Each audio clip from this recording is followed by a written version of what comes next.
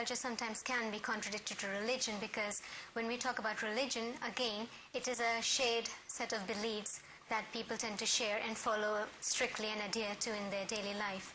But sometimes what happens is, if you're living in a culture which belongs to a non-Muslim country, for example, especially for those who are living in the West, it can be contradictory to an extent that sometimes we come across a situation where we are stuck. Either we can follow the rules and principles laid down by Islam or by the country we're living in. For example, in some countries where hijab is not permissible in schools or educational institutions, it could be quite confusing and conflicting for people, those who are trying their best to follow the teachings of their Prophet Muhammad, peace be upon him, and their religion. But at the same time, they also need to acquire education and go through the experiences of this worldly life as well. So at this point, you have to obviously choose and give priority to the one that's most important, and that's Allah subhanahu wa ta'ala. So if somebody is living in a Muslim country, then obviously all the traditions and rituals that you tend to follow are according to the religion. For example, no matter where a Muslim is living in, but the basic wajibats or obligatory acts, for example, salah, fasting, hijab, etc., the rules are similar. But the way we tend to carry these things out, for example, during the month of Ramadan, we all fast, but obviously the way people prepare for this month is different, and that has some kind of cultural effect on it. For example, the way we get up for sahari, the things that we eat or take, that can be differed. But as long as you're consuming something halal, there is no problem. But sometimes what happens is that the culture you're living in could be putting restrictions on you to an extent that you cannot practice your faith with full freedom. For example, if somebody wants to dress up in a modest way, but you're working for an organization or you're living in a country where you're not allowed to wear a headscarf or for men to have a beard, that could be quite, painstaking as well. So at that time, you have to make a choice between religion and the culture you're following. And obviously, being a Muslim, you should give priority to your beliefs and faith. So when we talk about those rituals and traditions, which unfortunately in many Muslim countries and even amongst the Muslim community, people have adopted, and they tend to strictly follow them rather than the principles of their religion, that's not only sad, but if you really look at what happened in history, the sacrifices that were made by the holy household, it was for a reason. The holy Imams, they came in this world to guide us, to give us a complete code of life. But if we tend to give importance to rituals and traditions which are made by man rather than Allah subhanahu wa ta'ala, this shows that the love that we claim to have for the Ahlulbayt is not pure and strong, because we tend to be more materialistic by nature rather than spiritual. So we have to reflect on ourselves and on the teachings of Ahlulbayt and then see if we are doing the right things, if we're making the right decisions, or are we following the cultures and traditions blindly. Yeah, like you said, people should always follow the religion. And we have a few emails later on that I'm going to read out of, of sisters that have been affected by this, culture versus religion. But like you said, that they should follow their religion. So why do people tend to not follow the religions and follow the un-Islamic traditions and culture? Why does that happen? There are several reasons behind it. The most basic reason is that it's in a man's nature to be drawn towards things which are worldly, materialistic, or just give him a sense of satisfaction, contentment, or pleasure. Now, unfortunately, people tend to focus on things which will give them pleasures of the world, but they tend to forget the reason they were created, the reason why they were sent down on this planet. And when you come in this world, you try to become like the people around you, the environment that you're living in, the environment that you have grown up in. You tend to adopt things from around you.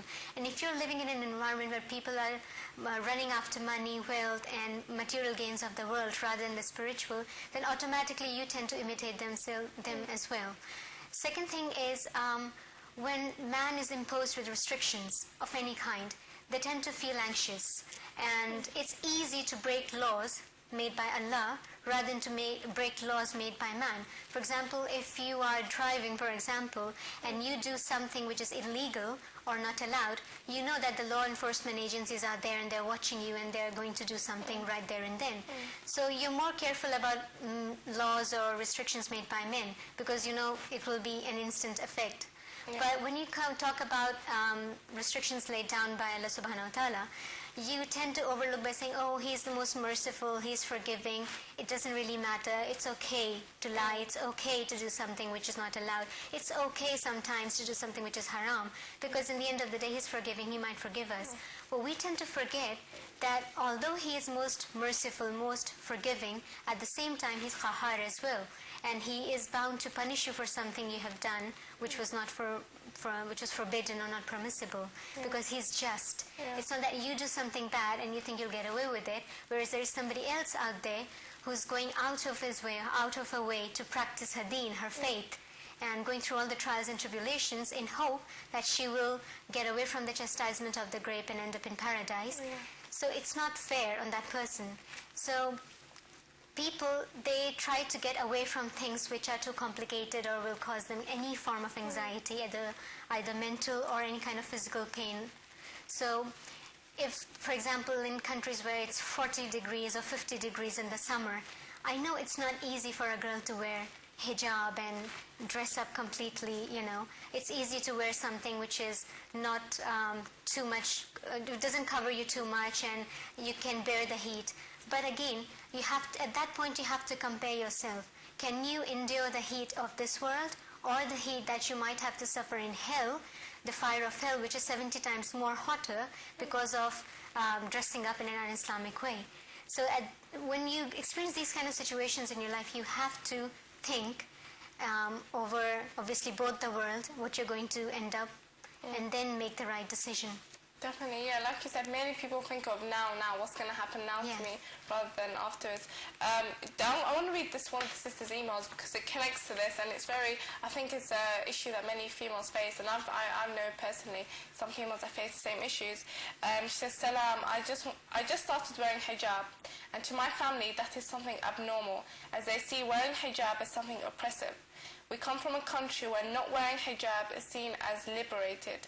Many of my family members have taken off their hijab due to this, and with the pressure and impression I'm getting, this is forcing me to take off my hijab. I only wish they realize what effect this is having on me. Please advise me. And she emailed this to Women's View wanting some advice on why. And I know some sisters in this in this situation and living in the West, that they say from their country, they're Muslim, they come from a Muslim country, but they said their culture, you know, hijab is not seen as important. So she said, please advise me. What advice would you give her? Well, first of all, I'm not a scholar or an ayatollah. I can't really tell her exactly what to do. But one thing I would like to clarify is that there are certain things which are known as haram, and then there are certain things which are known as mustahab. So when you talk about hijab, it's obligatory, it's wajib. I mean, there are clear ayats in the Holy Quran where it says that you have to cover yourself, you have to dress up modestly, and there is no compromise on that. So when you talk about hijab and you talk about cultural issues in the society you're living in, sometimes what happens is, unfortunately, amongst Muslims, there are families where mothers do not wear hijab, and fathers, they think they're liberal, and they think that our daughters shouldn't wear hijab either, because in the future she might have some problems related to a proposal, her marriage, or maybe she wouldn't be able to proceed in a career or academics. Some families, I believe that. They actually do, especially in some third world countries, some Asian countries, where they think that hijab is something which was practiced 1400 years ago, but now you don't have to, you can dress up modestly without covering your head. That's not true.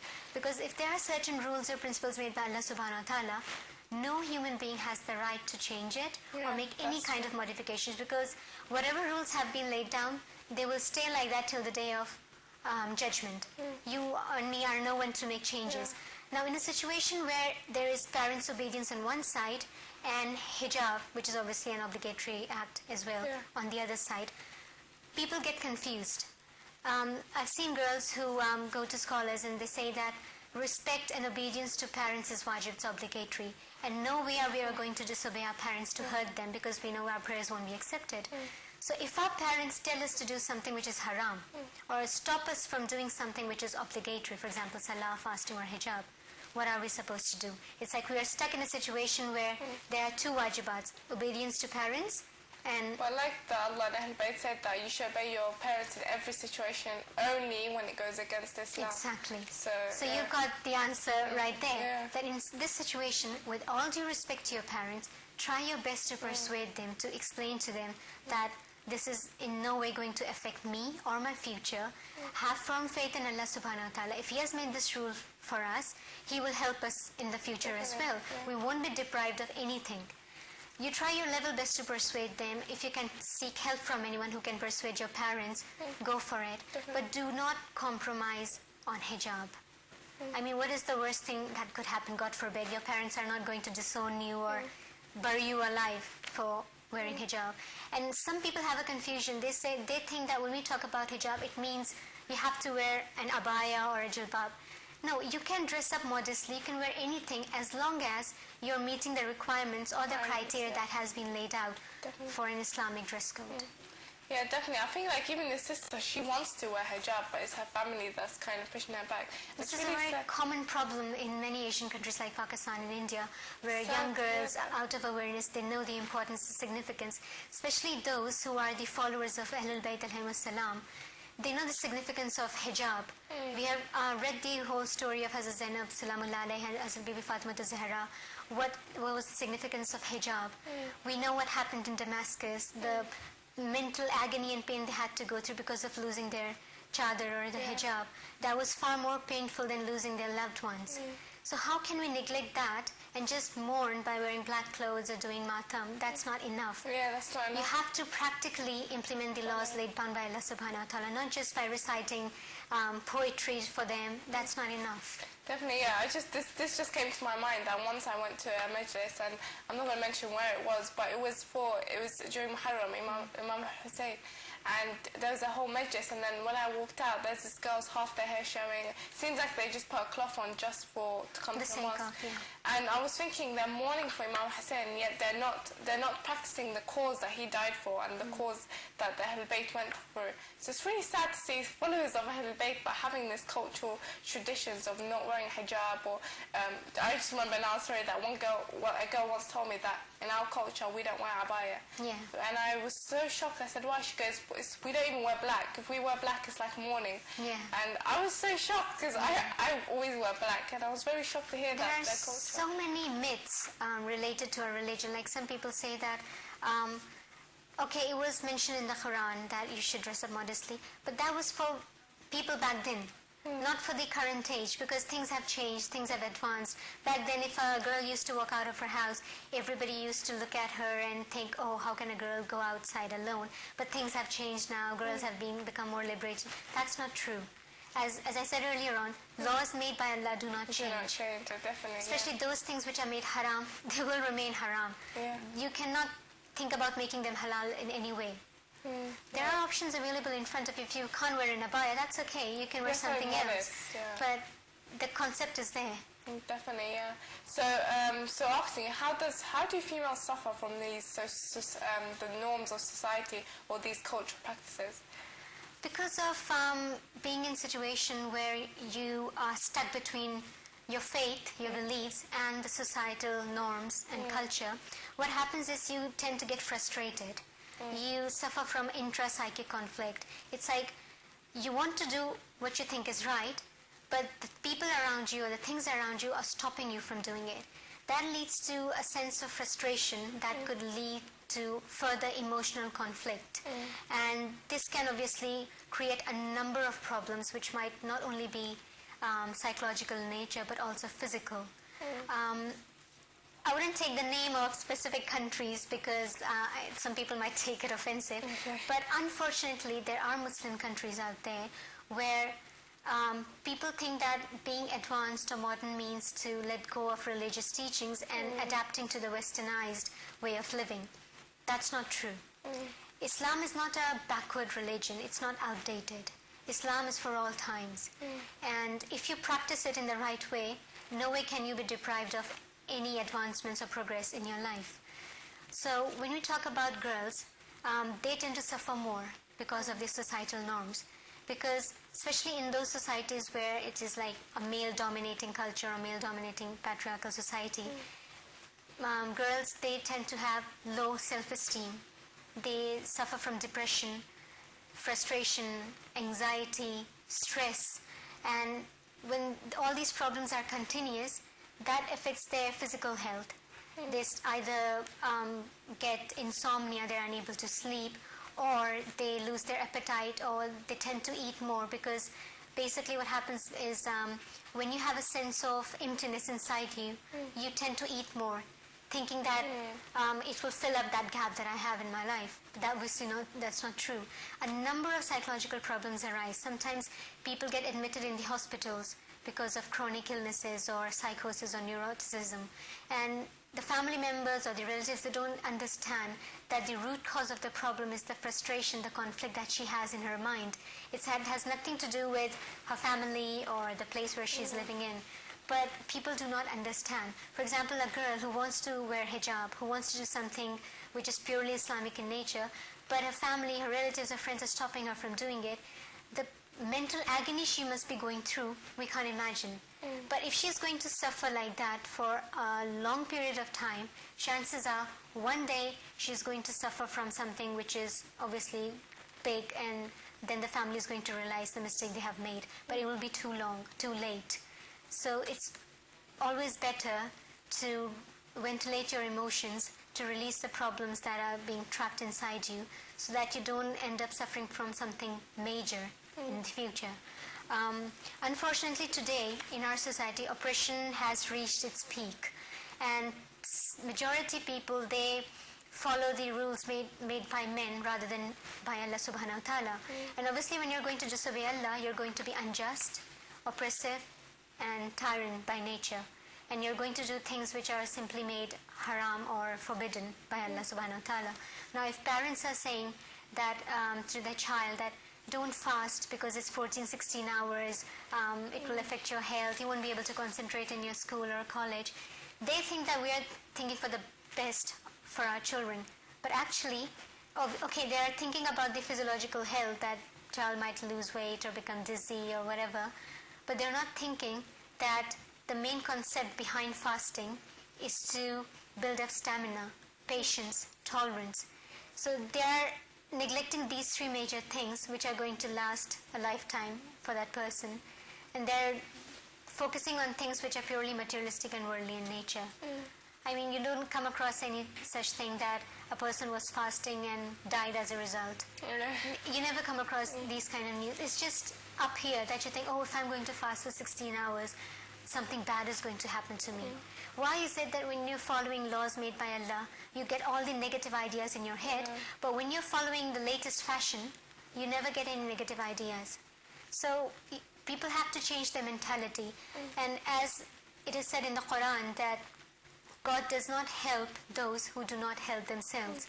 God will not change the future of any nation unless and until the people living in it make specific changes in themselves. So if you want to make any change in the society, in the culture you're living in, the first thing you have to do is to make changes in your own self. Definitely, yeah. Then your family, then your friends, relatives, and so on and so forth. Yeah, on many occasions we actually find that man-made rules are more destructive than Allah's rules. Definitely. For example, when girls that don't wear hijab and they follow the latest trend, they become so image conscious, and so their self-esteem goes so down that they have no sense of confidence. And so, like for me, I think wearing hijab is like protecting yourself against all this. So, alhamdulillah. In terms of one of the big when you talk about culture versus religion, one of the big situations that come up is marriage. Like that's the major problem, and especially when it comes to spouse selection and you're choosing your spouse, many people focus on worldly attributes or or cultural attributes or connection rather than the spiritual. So where does the problem lie there? Why do people do this? First, I would like to quote a saying of Imam Hassan alayhi salam. A man approached him once and said to him that, my master, my daughter has grown up. She has reached a marriageable age, and I would like her to get married and settle down. So what shall I do? So Imam Hassan alayhi salam replied that, in order to seek a suitable companion for your daughter, focus on piety. Make sure that he is pious, righteous, and has a strong faith. If you go for somebody for the basis of acquiring physical wealth, physical beauty, or anything to do with the material gains of the world, not only the marriage is going to be unsuccessful, your daughter's life will be ruined completely. Now, unfortunately, in today's age, not just in the Western culture but also in Asian culture, this thing is quite common and prevalent, that when it comes to selection of spouse for marriage, people overlook the teachings of Ahlulbayt alayhim salam completely. Yeah. They think that what they have said is not that important. We can neglect it. Let's focus on things which are more important, for example, physical appearance. They think that the person has to be beautiful and attractive. They tend to forget that physical beauty is not going to last forever. Then another thing that is quite focused on is material gains, wealth, property. Again, these things are not going to last or benefit you forever. Maybe in this world for a few days, but not in the hereafter. They tend to overlook the most important criteria for marriage, which is piety, the iman, the faith of the person your potential spouse has. These are the most important things. But because people are materialistic by nature, only few actually give importance to the hereafter before the world. Obviously, they make the right choices because every step that they take in their life, every decision that they make, they keep the teachings of the holy household, the holy family in front of them. But there are some people who would follow their nafs, their desires, their physiological desires or material needs, and then they make the wrong decisions. Especially when we see that when it comes to marriage, people tend to focus on things which are contradictory to religion, not just in selection of spouse, but also for the whole ceremony. They tend to think that, oh, marriage is because it's a happy occasion, a joyous occasion, so we should make it as memorable as we can. Now for that, they think that we have to enjoy this specific event. So enjoyment is impossible without music, singing and dancing. Now again, they forget that ghina is haram, music is not permissible. So there are so many things which are related, and they tend to forget about haram and halal when it comes to marriage, and then they would involve or like mix up things which are haram with something halal. I mean, marriage is like a blessing. It is a sunnah of the Prophet, peace be upon him. But how can you mix up things which are haram, like ghina, or things which are contradictory to the concept of hijab with marriage? For example, you have mixed gatherings, and the bridegroom are usually displayed literally to the whole gathering, to the audience. And obviously, if the bride is not properly, adequately dressed up, modestly, if she's not in the right hijab, who is going to get the sin? Obviously, it's either the bride or the people who have asked her to dress up in that manner. Definitely, yeah, it's so true. I would like to come back to this afterwards because there's some aspects that we should touch upon, and there's a sister that emailed in regarding marriage, so I'd like to read that out. But like you said, in spouse selection, people don't understand that the only factor that brings the two couples together is religion, not looks or anything else. But we'll come back to that just in a second. We'll go off for a break. So inshallah, join us after the break where we'll be speaking more about culture, traditions and religion. And we'll come back to the marriage question. So please do join us in a few minutes. Wassalamu alaikum wa rahmatullahi wa barakatuh.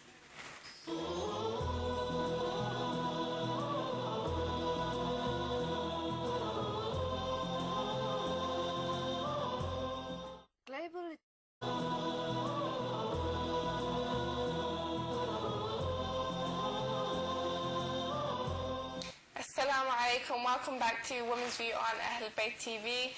Before the break, we were talking about culture, traditions and marriage, a huge topic which affects the majority of the people.